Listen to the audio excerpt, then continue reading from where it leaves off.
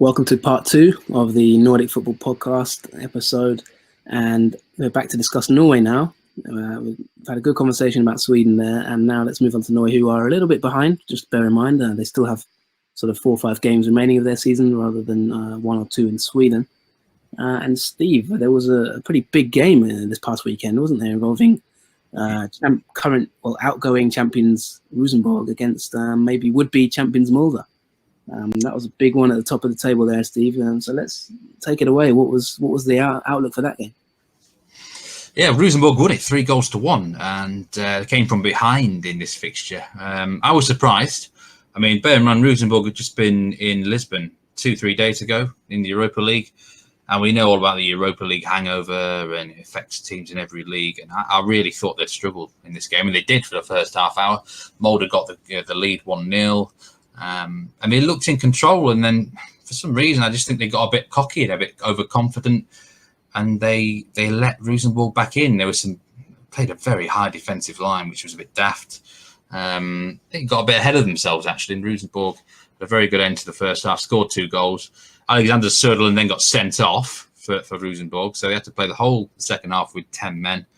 But they defended quite well. Molde were knocking on the door, but defended quite well, and then Rosenborg got a goal on the break, and that is Molde's first defeat in about 13 games, something like that. Anyway, it ends a very good run for Molde, and although their lead at the moment is 6 points, that could be cut to 3 if Bodø Glimt beat Brann on Monday night. So this could be the last chance of a title race in Norway again. Yeah, and just looking at that, in terms of Rosenborg, they've picked up form of late, haven't they? I mean, they haven't been spectacular, but they've kind of moved up into the top 4. Are they still under pressure? The manager, I know at the beginning of the season you had a lot to say about their manager. Obviously, they've lost Niklas Bentner. Just give us a minute or two on Rosenborg and their situation. What's the outlook there? What's the temperature like there? I feel that was a big win for Erik Horneland, because that's the first time he's beaten a really big side in 2019.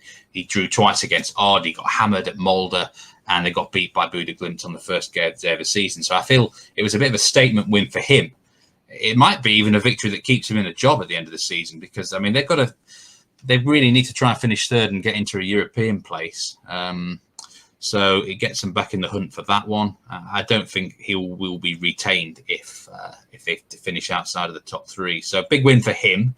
And, they've generally, after a really bad start, they have been much improved. One defeat in about 13, 14 games for them, which came in the previous round at Haugesund. And, they had a good European run. They struggled in Europe itself. They probably won't get a point in their group. But, look, if Horneland can guide them to 3rd place, and I was talking to a friend of mine off air actually just earlier this evening, and they keep Horneland in there. I mean, I see it being a straight fight between Molde, Rosenborg next season, and I don't think there'll be a lot in it. So, it feels like a statement win for Rosenborg. Important they've got the 3 points here. A real good mental boost for them, long term as well. Great stuff. And one thing to note there with Rosenborg, that's a good win for them, and they've only lost 1 of their last 14 games in the league. So it looks like maybe they're slightly back to normality really, compared to their early season form where they didn't win in their first 5. Steve, let's move on, because I think you've got a bit of a special feature for us this week, haven't you? And I'm quite excited to hear about this. Yeah, well, I'm going to call it Tactical Corner or something along those lines. This is the Nordic Football Podcast Analysis Studio, and we have had a collaboration with Wyscout in 2019, and you may have read a number of the blogs that we produced there, and we mentioned a few things on the podcast, but this is really going to be using Wyscout stats in detail. And if you are the best for the next sort of 10-15 minutes, probably the best platform to view would be on the YouTube, actually.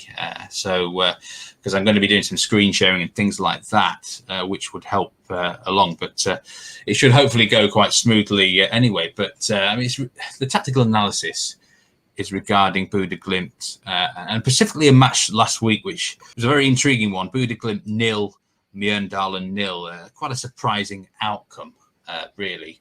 And I'm using this as positives for both teams, really, but probably especially Mjøndalen. But I'm going to start by getting the screen sharing on now. And possession is a very interesting. I mean, what's your personal opinion of possession in football, John? I mean, some people say it's a bit overrated. Other people say it's not overrated. I mean, if you're a manager, would you be hungry for possession or not? It's a good question. I mean, from a personal point of view, I'm not a possession zealot. I think it is used sometimes a little bit falsely. You know, often people talk about possession, but I think possession is a controlled thing. I think Jose Mourinho said it once, and I thought it was a spot-on analysis. You can control the game without possession. So, you know, the interpretation of possession is controlling the match. But I actually think that is counterintuitive. I think you can actually control a game without off the ball. And I've seen games where teams dominate through a lack of possession. So, yeah, that's my personal view on it. But obviously, you do have possession teams like Barcelona who in their peak were great to watch. But sometimes I get frustrated with just pointless possession where, you get backwards passes and things like that. So, yeah, it can be a very misleading statistic, can't it? Yeah, I mean, here we are, for those looking at the screen. This is the ball possession average statistics in the Eliteserien this season. Again, all the data is from Wyscout here. And Bodø Glimt top the list, 56.3% of possession they average. And I mean, just looking at this pure table, a lot of people would think, oh, they're doing really well this season. This must be one of the main reasons why they're doing so well, because they top the possession charts. But actually, it's kind of very skewed a bit when I've looked at this in detail. It's basically, this is what I've done. I've collected a lot of data from Wyscout. And if you look at the matches here, the possession stats are here. When Bodø Glimt have more than 57% possession, they have problems. They've only won 3 games in that period. And yet, if you go below that, if they have 54% possession or less, they've won 10 out of 11 games. So basically, they want the ball, but not too much of it. I mean, some of these stats are quite staggering. They had 73% possession against Haugesund up there, but they didn't win the game. So if you're just looking at that, it's fairly obvious to me how you should set up against them. Let them have a lot of the ball. But the thing is, I actually think that too many sides have underestimated Bodø Glimt this season. And that happened early in the season, and I can understand it a bit more because a lot of people predicted them to be relegated. I can understand it, but I feel as the season has progressed, they've not been given enough respect. Teams have been still trying to play them off the park, even actually in Bodø itself, which is wrong.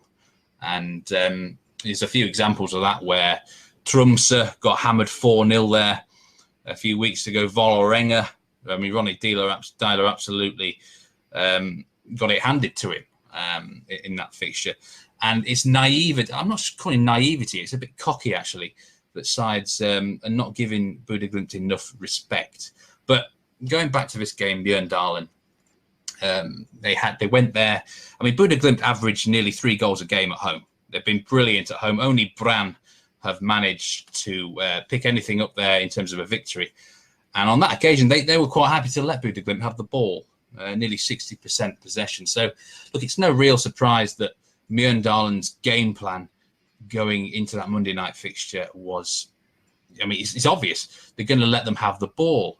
And it also makes sense from a Mjøndalen point of view, because looking at their statistics here, they are much more effective with less possession. They've only lost 2 out of 11 games, when they have 42% possession or less, which I think is quite impressive for a side like Mjøndalen. You know, the average goals conceded per game when they have lower possession, just 0.81. When they have more of the ball, it's, you know, they concede an awful lot more goals. And, you know, from Mjøndalen are not the most talented squad in the world. They're limited, and they've got a manager who knows their strengths and their weaknesses. And I'm just going to point you to one particular game, which I think really opened up his eyes. And it was on the 25th of August, and they lost it 4-0 away at Kristiansund. And it's actually the game where they had most possession in all season, nearly 60%. Now, what happened there is Mjøndalen, I think, had only lost like 1 out of 8 games heading into that contest. It got to a stage where I think they themselves were thinking, oh, we can go to Kristiansund and outplay them. We can go there and get a result. And I think they got a bit overconfident. And I mean, I'm going to show you some video clips here now of this game. And they got absolutely tore apart on the counter-attack, as you can see here. Some of these. I mean, this is not a Mjøndalen-type performance, John. They're torn apart on the counter-attack here twice by Kristiansund. And I think this game lodged in the manager Vegard Hansen's brain that this is not going to happen to us again. And especially going into, you know, a fixture like Bodø Glimt, he was quite happy to go there and give them full respect, as they should have done. And it's clear what the tactical game plan was: go there with some possession. Let Bodø Glimt have the possession, and to me that's fairly obvious. Would you agree? Yeah, I mean, just a question on that: was the aim then, therefore, you know, were they getting suckered because they have so much of the ball that when it breaks down, they're actually completely out of shape, and defensively they're all over the place? Is that really the issue? In that particular match, yeah, it was. It was a big problem for them, and but it was almost uncharacteristic. I think they got suckered into a position where they got ahead of themselves. They thought they could outplay a Kristiansund side at that point. They were not in great form, and it was like a realization, I think, for Vegard Hansen that we've got to be smart here. There's no point doing like what a Norwich City were doing in the Premier League, because they just simply haven't got the weapons. And since then, he really tightened things up. They lost that game there to Rosenborg at home 2-1 with a really low possession. But they were competitive in the fixture. They have picked up results. I say when they let the opposition, famous game here at Brann, their expected goals in the game was absolutely 0. They didn't even have a single sniff of goal, but they got a 0-0 result out of it. So this is what they are going to be doing. And they got a 0-0 draw at Bodø Glimt. And the reason they got it was for 3 things. A, they had a bit of luck, certainly in the first 20 minutes. B, they had a really good tactical game plan. 3, they executed it really well. And I'm talking about the bit of luck that they had. And this is now the look. These are some early chances that Bodø Glimt had in the game. For Boniface here off the post early on. This is like 5th minute. Not an easy chance, but if that goes in, it's a different ball game. And then nearly half of Bodø Glimt's expected goals in this game came from this very move. This move here had an expected goal of 1. Sorry, not this one. That was another. That was an expected goal of 0.2. I mean, I would have had it more than that. But and this move here had this probably should have resulted in a goal for Boniface. So they're on the rack early on.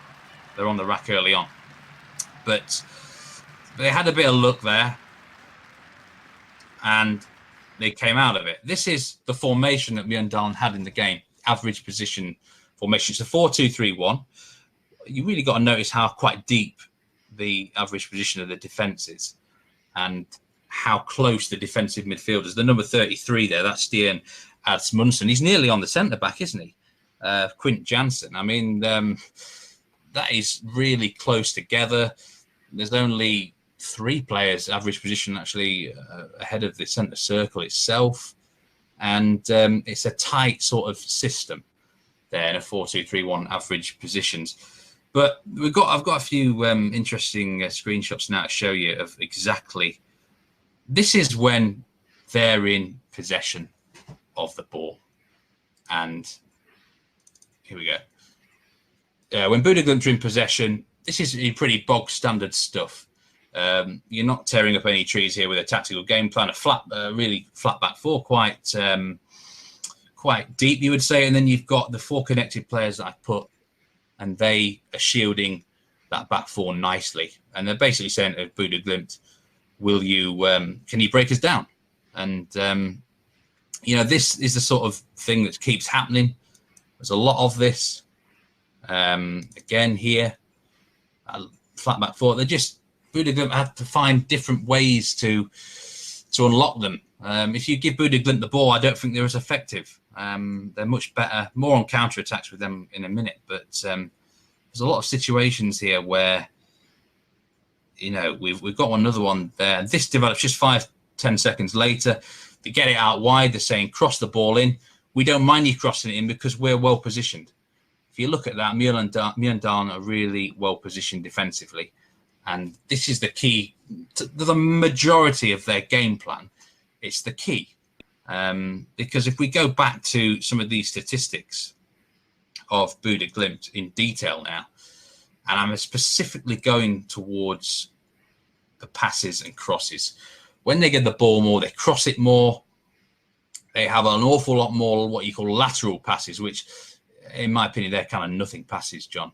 And if you can force them into that, particularly if you notice this one defeat they had when they had less possession with a 6-0 drubbing at Vålerenga, the lateral passes were quite a lot in that game. They were struggling in that department. But yeah, get them crossing the ball, because I don't think Bodø Glimt are that effective at crossing the ball.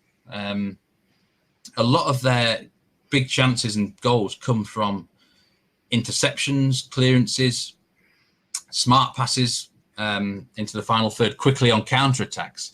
So Mjøndalen have done their homework pretty well. What's the way to beat this team then, Steve? Because I noticed one thing there. There seems to be a lot more shots that Bodø Glimt have when they have less possession as well.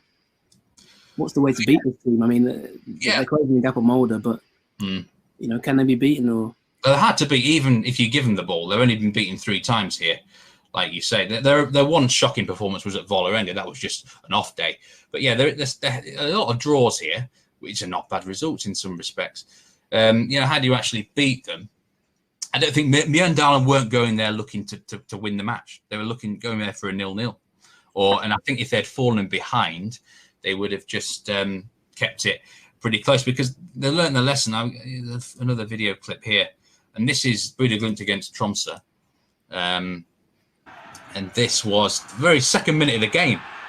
Tromsø, what are they doing? I mean, absolutely ridiculous. They think they can just go there, have a high line like that, in the second minute of the game away against Bodø Glimt. It's absolute madness. I don't know what Simo Valakari was thinking. And too many teams fall into this trap against Bodø Glimt for my liking. Counter-attacking situations. Vålerenga are absolutely one of the big culprits, and here's an example of it. All right, Bodø Glimt are ahead in this game, 31 minutes on the clock, and a typical Bodø Glimt counter-attack. But look how poorly Vålerenga are positioned. They've got 2 central defenders there who they're quite high on a line anyway, but they're also too far apart. You've got runners, very fast runners of Bodø Glimt going through. They're going to be in trouble, and they get in trouble in this game. They're very lucky to that didn't result in a goal, that counter-attack. But they don't learn their lesson, Vålerenga. Here's another problem.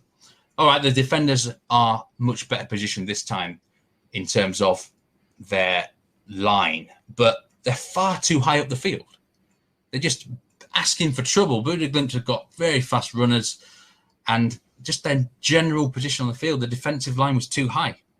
And we've seen lots and lots of teams do this. It gets the 33rd minute of the game. They're only 1-0 down. If this was the last minute, fair enough, or whatever, last 20 minutes of the game. But too many teams do this. This is Viking, similar situation, 1-0 down. It's even worse. High line, defenders are positioned terribly. I mean, they're lucky that they did not concede a goal from this, John. And I think this is a naive approach. It's teams going there, still probably not giving Bodø Glimt the respect they deserve. You wouldn't do that if you were away against Molde, would you? You wouldn't do that if you were away against Rosenborg. And I think it's a real underestimation of Bodø Glimt's strength this season. But Mjøndalen were not going to fall into this trap. Here is a situation for them. Vegard Hansen knows that they are going to get caught out on the counter-attack at some point in the game. It's unavoidable. They can restrict it as much as they want, but they're going to get caught out. And here is an example. What they're going to do about it? Well, they've got defenders who are deep. As you can see there, they're much deeper. 3 in a row, fairly well positioned, but they're much deeper. Now, Bodø Glimt can still do things from this counter-attack, and then actually the wrong decision is made from Boniface there. But look, this is just a few seconds later. A lovely line. They're playing offside on Jens Petter Hauge on the left, and you've got 4 runners coming back very quickly. And this is typical Mjøndalen. They were not going to caught out on the counter-attack in this game, John. Do you think this means that Mjøndalen could stay up? Because they're in the bottom 2 at the moment. Only 1 point in it, but they're running out of games. You've talked quite encouragingly there about them. Could they stay up? Do you know, I mean, they've also drawn 0-0 today at home against Salzburg. And I've not actually looked at the stats of that game, but that's quite an encouraging result for them. Yeah, they could, because they're using their heads. It's that's what I really like about Mjøndalen at the moment. And here's another example here. And this is the second half. And this time they're nearly caught out. They're nearly really caught out here. But it's against them same 3 in a great position. And this results in a shot over the bar. But they limited them. I really like what Vegard Hansen's doing there. I think he deserves a lot of credit tactically for how he has built this team recently. I said that Kristiansand defeat, I think, was a real turning point for him. He made him realise, I've got to play to my strengths here. It might not be pretty, but I'm quite willing to get in there, dig in, and get an ugly result if needed. And the main example here is, I'm going to show you, is the defensive line. This was their defensive line against Kristiansand. Here we go. Average formation line in that game. And if you look at that, start of that game, they were average at 65 meters in the first 15, 20 minutes. I mean, they clearly went there thinking they could win. They're on a high. They think we can outplay them, etc. But for the whole game, their average formation line is higher than Kristiansand. But they got battered 4-0. It didn't do them any good at all. And he's learned his lesson. This is now the average formation line in the Bodø Glimt game. As you can see, it's much lower. It's about 10 meters lower in that regard. And that was a big reason. I know it's not rocket science. A lot of teams do this around the world all the time. But you still got to employ these tactics to actually get a result sometimes. And the final little screenshot I want to show you here is the actually expected goals. Again, these are all from Wyscout. These are the expected goals for Bodø Glimt throughout the whole 90 minutes. As you can see, their first 20, they did ride their luck, like I said earlier on in the piece. But if you take that first 20 minutes out, the rest of it, the whole last 70 minutes, not a single registration had an expected goal of more than 0.19, which I think that is a pretty good effort from Mjøndalen. That is the main reason they got a result out of this. They restricted the big chances of Bodø Glimt. They played to their strengths. And yeah, it's encouraging for them going forward. And from a Bodø Glimt point of view, this is how I think their opponents have got to be. They've got to be very wise against them. You know, you can't treat them lightly anymore. They're up there on merit, and you've got to give them full respect. Otherwise, like I said, if you give them sort of enough of the ball, but a chance to counter-attack really well, then they will punish you. So I hope that gives a good insight into a tactical breakdown of both of these two teams. That really is fantastic analysis there, Steve. Yeah, Yeah, I'm really impressed with your use of Wyscout there as well. It shows you the capabilities of the platform. Brilliant stuff, really brilliant stuff. Do you think, I mean, you love to put me on the spot, I'm going to do it to you now. Do you think Bodø Glimt can win the title? No, I don't, I'm afraid. I've got 3 away games. They're at Brann, they're at Rosenborg, and they're at Molde. But having said that, looking at these statistics, the Brann match is going to be interesting because I think Lars-Arne Nielsen is actually going to be quite canny. He'll have the same ideas that I've come up with here. He's going to let them have the ball and say, right, you come and break us down. We don't mind getting a 0-0 draw and maybe picking up a goal from a set piece. But you could imagine someone like Rosenborg, Molde trying to outplay them. And they could be very dangerous on that counter-attack in those games. Look, if they can get it to 2 points going into the last match, which is away at Molde, Molde will be shitting a brick, won't they? Let's be honest.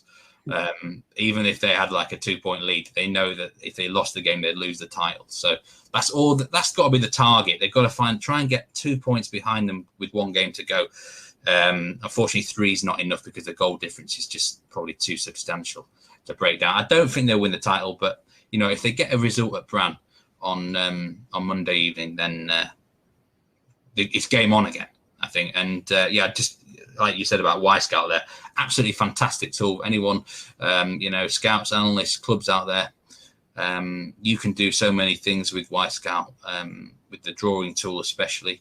You'd have seen that on the blogs, and it's a great example of statistics. If you're into that sort of thing, and it can really give you an edge in that department. Yeah, really, really brilliant stuff, Steve. Well done. And for those who want to give us a follow, don't forget we're on YouTube as well. You can give the page a subscription. You can also follow us on Twitter at Nordic Football. Steve, you might even put that up on the Facebook page, Nordic Football Podcast on Facebook as well. And obviously on iTunes, give us a like or a subscribe and a rating as well if you like what you see. Let's move on now. We've got a few more minutes left of this show, but Tromsø against Ranheim is one of the key games you wanted to discuss, wasn't it, Steve? It was. And you mentioned earlier how these relegation battles can really kick off, and we saw that on Sunday with this match. Both sides went into it really looking to score, win, and take the bull by the horns on the front foot. And it just so happened that Tromsø came out on top. This was a wild sort of game. It could have ended 5-4, and you wouldn't have been too surprised. I always said I don't think Tromsø would go down under Simo Valakari. I think he'll prove me right. They've got results at home recently, a couple of really important victories. And Ranheim, I'm not ruling Ranheim out, certainly not after last week when they beat Odd 4-1. Tromsø got enough done. And it was really interesting to see the difference in approach in this game and Mjøndalen Sarpsborg, which ended 0-0. Both teams in that match were just kind of afraid to lose. They weren't going to give anything away. These two sides thought, we can go get the 3 points and it would do us the world of good. And ultimately, long term, I actually prefer the attacking attitude. All right, Ranheim have lost this one today, but with that sort of attitude, they're going to win more matches, I think. So, I think, 4-2 result bodes well for both teams. Yeah, good stuff. And you've mentioned that the relegation battle is pretty close. And Vålerenga are 12 games now without a win. I mean, that is, we talked about them a lot recently. What is going on there, Steve? Do you know what? I think I'm going to have a whole podcast dissecting Ronnie Dyler's tactics, aren't I? I think I quite enjoy that. If it was another sort of analysis as you've done there. How is he still in the job? Because, look, even if they survive, they should do. But surely he can't last the off-season. And a change is needed at the club. So they might as well bring in someone now. In the last of those 12 games, I've seen nothing apart from one good performance against Odd, where they were unlucky. They should have won. But look, this is just not good enough. The game at the weekend was Derby, Lillestrøm against Vålerenga, and it's probably one of the worst matches I've seen all season. It was dire, just dire. You mentioned Falkenberg Kalmar first half. It was probably worse than that. It's just, there was hardly a chance in the game. Both teams didn't want to lose, fair enough. You could certainly understand it from Lillestrøm's point of view, but Vålerenga are inching their way, and I mean inching their way to survival. It just isn't good. How can a team as big as them, with the players they have, go 12 games without a victory? in the Eliteserien. You know, I would sack him right now tomorrow morning. It's not because I don't rate him as a manager. I think he's not a bad manager. It's just his time in this cycle at Vålerenga it's up. A change is needed at that club, and a change will happen. So they might as well do it now. Yeah, and you mentioned time is up. Time is nearly up for this show. And before we do end, I wanted to move on to the cup final, semi-finals coming up in Norway. A bit of a break from league action, Steve. What have we got in store? Yeah, we've got good matches. We've got Viking against Ranheim. Viking rested literally everyone of importance today, which would not have pleased their fantasy owners out there. In preparation for this match on Wednesday night against Ranheim, I think Viking should win that game, really. They'll have enough, I think. And the other semi-final is, I think, Haugesund against Odd, which is going to be a tight contest, which could go either way. I mean, all 4 teams left in this Norwegian Cup will fancy their chances of winning it. I mean, someone like Ranheim, I mean, if you offered them relegation but a Norwegian Cup win, I think they'd take the cup win all day long. So good luck to all 4 teams in that. I'm going to predict a Viking against Odd final, which would be quite an interesting one, wouldn't it? But crucial stage of a Norwegian Cup. Yeah, I think just on that before we wrap it up, it'd be pretty nice, wouldn't it? I think for Odd maybe to be in the chance of some silverware. They've had a really good season. We've talked about them once or twice, but really not in much detail. But they're still third in the league and looking quite good there above Rosenborg. So well done to Odd, and let's see how those semis go. But Steve, we are off. That is the end of this week's show. Don't forget, as I've mentioned, thanks to our sponsors, Wyscout, our supporters. And if you like what you see, don't forget you can give us a few.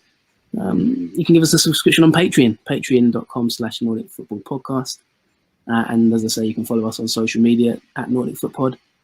I think that is pretty much it for the rest of this week. Steve, who is going to win the title in Sweden? Who's going to win the title in Norway?